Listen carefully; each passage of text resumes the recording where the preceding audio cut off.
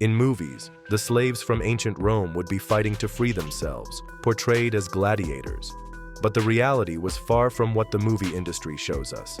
Imagine being displayed like a prized sculpture, desired, owned, and humiliated. This was the brutal fate of young male slaves in Rome, whose lives reveal the darkest side of an empire that we're about to uncover today. Before we begin, hit that subscribe button if you're fascinated by ancient history, and let's get right into it. The marketplace. At the heart of Rome's power stood its economy. But what was Rome's economic health? Short answer: slavery. Public auctions in the Forum Boarium near the Tiber River weren't just for livestock, grain, or trading. Rather, they were for people. You could see rows of enslaved individuals who stood there naked, or at least with very little clothes, and there were placards hung around their necks, listing their origins, ages, and unique qualities. To make things worse, these boys were young, sometimes no older than 12 and 13, brought from Greece, Thrace, Syria, and Phrygia. Traders called these boys pueri delicati, or delicate boys. They were chosen for their soft skin, graceful way of speaking, and fine features that were different from what Romans were used to seeing. But here's where it gets dark. For most of history, boys were used for farming or mining. In ancient Rome, they were for luxury. Consider this one occasion where a Roman satirist named Juvenal mocked the absurdity of it all, saying, "A curly-haired boy costs more than a farm." To you, that might seem like an exaggeration, but in ancient Rome, it wasn't. It was another name for luxury. In the mansions of the Palatine Hill, these boys became living ornaments of power, status symbols for the Roman elite. They viewed these boys' lives as properties to be consumed. But behind their glittering walls and beautiful courtyards, the reality was much darker, and it would make most of us puke. Once sold, a boy's identity was immediately stripped. His name was replaced with something that was made entirely by his master. Sometimes we would see a Romanized version, and these nobles were crazy as they were cruelly iconic, naming some of these kids as Felix, which means fortunate, or Liber, meaning free. What's crazy is that these young slave boys were trained according to their owners' desires. Some learned poetry or music, serving as entertainers during banquets, while others became personal attendants, dressing, bathing, and grooming their masters. But the most prized slaves were kept for private company, and you know what we're talking about here. These boys were often locked in gilded rooms, guarded not for their safety, but to prevent any sort of rebellion or escape. Each day they would need to follow a service ritual, bathing, perfuming, and dressing in fine silk, only to be displayed like a pet before guests. But what if you make one mistake? Then your master beat the living hell out of you for humiliating them in front of the guests, even if it was just a mistake. For those who defied, it was a complete death. The Roman elite was filled with ego and pride, viewing ownership as absolute in almost every aspect of their lives. Masters could punish, mutilate, or even kill a slave without anyone asking what happened to them. So, to just live, the slave boys needed to obey, to smile when spoken to, and to hide every trace of fear, even though their heart was filled with anger, sadness, and depression. Their bodies, minds, and even souls belonged to Rome's powerful people, and so did their silence. Behind the walls of the Palatine Hill, to the public, the palaces of the Roman elite were temples of art and culture. But behind closed doors, it was something nobody expected. These elites were prisoners of luxury. Senators, poets, and generals kept the slaves as a symbol of refinement, often showing them off to guests as if they were some kind of prized possessions. In these settings, the line between luxury and cruelty broke completely. A young slave boy might live surrounded by gold mosaics and marble baths, but he could not walk outside or even see the sun without his master's permission. He might walk with silk robes, yet every threat was a reminder that even his own skin didn't belong to him. What's worse is that some Romans believed that they were being kind to these slave boys. They would often speak of these young slaves as companions or favorites, masking ownership with affection. But we all know that affection that is built on control is fake, pathetic, and shouldn't be around at all.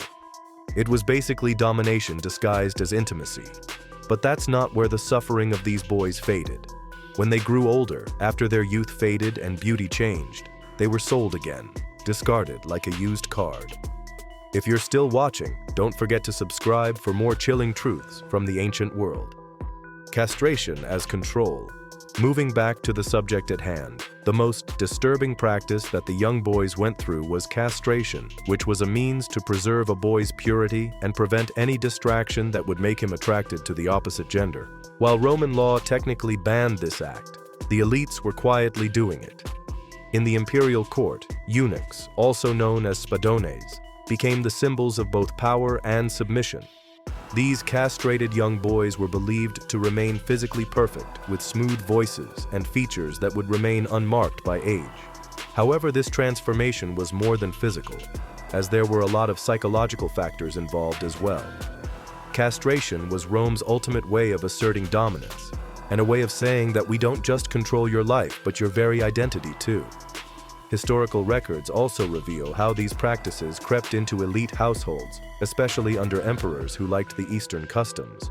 Inside the imperial court, the castrated boys, or the eunuchs, served as attendants, musicians, and personal servants. They also guarded the private chambers of emperors and empresses. To make things interesting, they were given some proximity to power, but zero power when it came to their identity.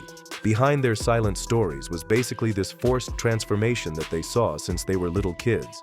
But if you thought the horror ended here, you'd be completely wrong, because the real horror happened behind the walls of the imperial household itself. The emperor's favorites. The imperial household, where the emperor, or Rome's living god, had access to anything that he desired at any time. Take the example of Sporus, the infamous delicatus of the Emperor Nero.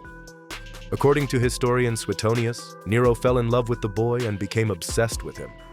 As Sporus was growing up, Nero ordered him to be castrated to preserve his youthful beauty. But that wasn't the end. Nero also dressed the slave in women's clothes, gave him jewels, and even held a public marriage ceremony, declaring Sporus as his wife. Then the emperor called him Sabina, his deceased wife, whom he had actually previously murdered. What's interesting is that Sporus was forced to accompany Nero everywhere, to act the part of the Roman empress, and to live a lie that was scripted by his captor. Some Roman sources treat this as dark comedy, but there was nothing funny about it. Sporus was a young boy whose life became the ultimate achievement of humility and submission, which shows us how powerful the Roman emperors were, as they could twist humanity into ways that they wanted. Then comes another story. And if you think Nero's court was a theater of madness, Emperor Tiberius's villa at Capri was a ground full of terror. Many ancient historians, including Suetonius and Tacitus, describe the rumors of the emperor surrounding himself with young boys, training to serve his depraved inner desires. While on some accounts, it could be exaggerated by political enemies, the frequent occurrence of these stories gives us a deeper truth. The truth is that Rome's most powerful people often viewed their slaves as nothing more than an extension of their pleasure. Bots that were taken to Capri would rarely return, and their names would also vanish from history. It was said that Tiberius referred to some of them as fish, teaching them to swim between his legs in his private baths. The image that you can just imagine in a scenario like this shows us dehumanization that is embedded within imperial power. So, what was it like being a young slave? Silence and survival. The answer: silence and survival. In Rome's villas, young male slaves lived obediently, but behind all of it was fear. They were surviving, and in order to do so, they had to become actors. They learned when to speak, how to bow, and how to read their master's mood. One wrong word, and they would either be punished or, in some extreme cases, be killed. Some found small ways to rebel against their master, but never got the chance to actually escape. Their lives were carefully scripted by others, and their fates were sealed even before they had a choice. Even after centuries, we rarely hear their voices. Their stories came to us through the words of their masters, the same people who bought them, used them, and owned them. History remembers Rome's emperors and generals, but no one remembers a slave. But this begs the question, how did it all come to this? What was this obsession with youth, power, and beauty? And could all this be avoided? The Roman obsession. To the Romans, beauty was divine, but when it existed as a slave, it was dangerous. The same trait that elevated a boy's value also worsened his fate. His refinement and beauty made him desirable, but the world would also exploit him. We can see Roman art and literature celebrating youth endlessly. Smooth skin, soft features, and innocence, things like these are the ultimate mark of beauty. Some masters didn't just keep their delicacies as companions, but also as investments. They believed these slaves could fetch higher resale prices. Others used them as a living reflection of their wealth and taste, becoming an object of admiration for the visiting senators and poets. Every smile, every performance, and every word ever spoken by a slave was forced. Even though Lex Cornelia banned castration, the rich men ignored it because they could. Many philosophers, like Nero himself, are known as heroes. But behind all this, even as they preached virtue, they owned dozens of slaves. Poets also praised love, but described affection that was built entirely on ownership.